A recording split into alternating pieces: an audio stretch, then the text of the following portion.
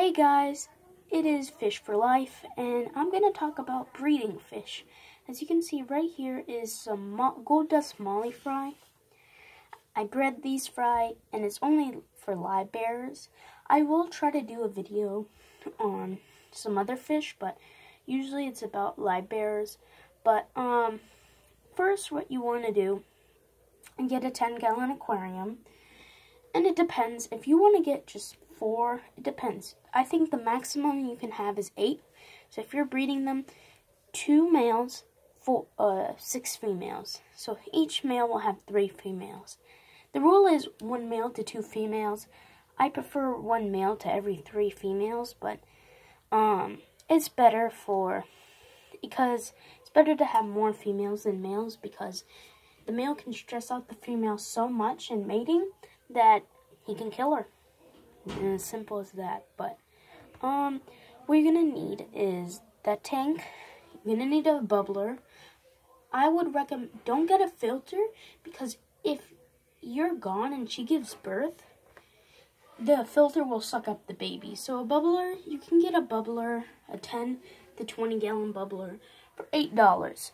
And I know 10 gallons are like $14. So you're already up to $24. Now this is the highest price, okay? Now what you're gonna need is plants, lots. You don't need live plants. You just need some plants where the babies can go. You can buy guppy grass. It's a great source of oxygen and what's it called? Hiding places. But guppy grass would need to be near some sunlight. Don't put it direct sunlight because it can kill them, the fish. But guppy grass is good because in its name, guppy grass, the babies hide in there. Or you can go for the fake option, is like buy fake plants. Now if you're just doing an all planted tank, then you don't need a filter, but sometimes a bubbler. But sometimes it is recommended, especially if you're not having tons, because if you're just putting 1 plant, of course, it's not really going to do anything. So, if you have tons of plants in it, you don't need to, but it's still recommended. You want to have floating plants and plants at the bottom. There's some babies that will stay at the bottom. I like to use, hold on, I'm going to get, like big rocks. If you have big rocks like this, they'll go right through. The babies, when the female gives birth, they'll go right through. It's a little annoying to catch the babies, but it's just to guarantee the survival. So, yeah. If you want to do that, I usually they're pretty cheap.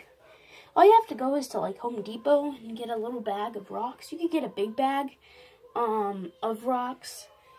So, you can do, that's an option I really like to do. Especially with the rocks, because they do help. And if you have a bare bottom tank, I would not recommend that. You want to have at least little rocks. I would prefer natural rocks because guppy fry will blend right in. Now I like to do, so if you're breeding like gold dust mollies, black mollies, any dark color fish, then get like black rocks, because the babies will definitely blend in. You have to remember, in the wild, the female goes deeper in the water where it's much darker. It hides in rocks and it's very darker. And so she gives birth. That's why darker babies are known to, what's it called? That's why the babies survive, because they stay near the bottom. But then after a while they come up because they need to find food. So you have different options for feeding. Oh no, I did another video, but I'll just tell you the different options, because when you're feeding them, I'd like to feed them 2 hours after they are born.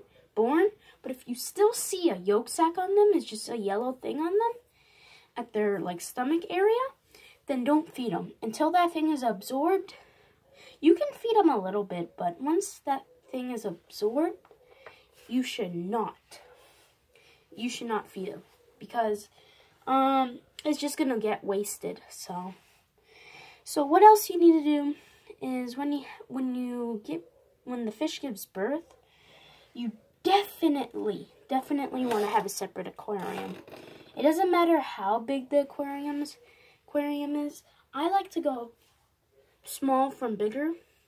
So I like to start with a 1 gallon, then go with a 5 gallon, and then go with a 10 gallon, and keep going up until they grow. And you can sell them if you want. I don't know how to sell them, but you should definitely go. I'll just tell you his name, Master Aquatics. Yeah, he what's it called? He sells. He took like on one of his videos. I think one of his older videos tells you how to sell fish on eBay. So if you want to sell fish on eBay, I would definitely go to his video and check it out. Again, that is Master Aquatics. Okay, so after that, you can scoop out the babies. Be careful though when you're scooping them out, because I've had it where I've squished one by accident because it didn't want to come in the net, and I kept trying to catch it, and it just got squished. It got in the corner of the tank, and I'm trying to catch it, and it got out. So you definitely want to be very, very careful, especially with the babies.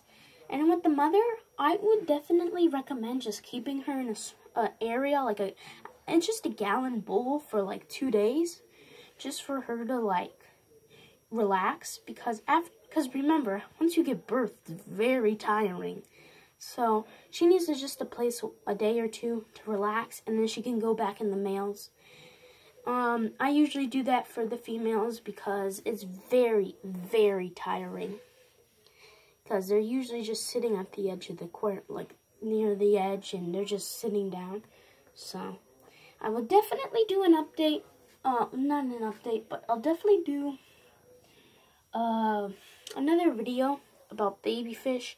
I told you how to take care of baby fish. I'll definitely tell you how to take care of pregnant fish, and then how to just keep other fish in general. So let's say goodbye to the little baby fish. Okay, this is about 31 fry in here. So okay, see you guys. It is Fish for Life, and you should definitely check out Master Aquatics if you're trying to sell fish.